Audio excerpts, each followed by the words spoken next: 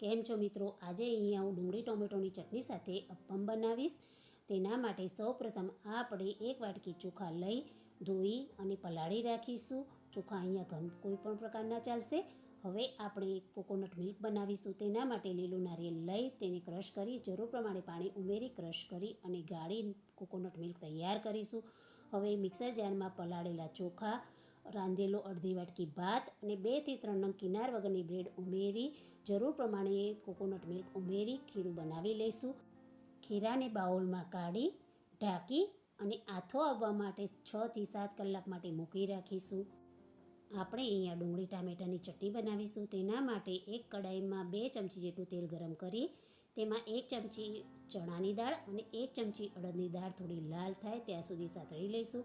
હવે તેમાં 5 થી 6 કળી લસણ મિલાવી સાતળી લઈશું અને 1 ટુકડો આદુનો પણ મિલાવી સાતળી લઈશું. બધું બરોબર સતળાય ત્યારે તેમાં 1 નંગ કાપેલી ડુંગળી મિલાવી લઈશું અને સ્વાદ અનુસાર મીઠું મિલાવી ડુંગળી થોડી સતળાય ત્યારે તેમાં 1 નંગ કાપેલું ટામેટું મિલાવી લઈશું.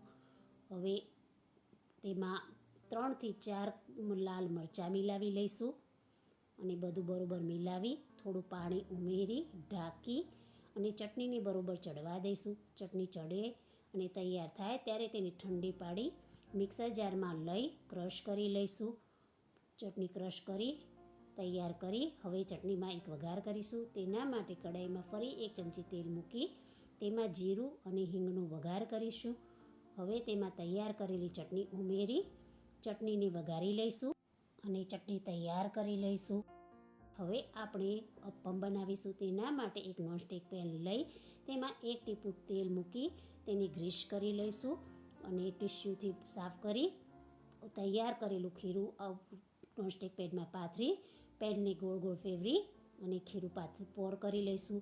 ઢાંકી અને અપ્પમને ચડવા દઈશું.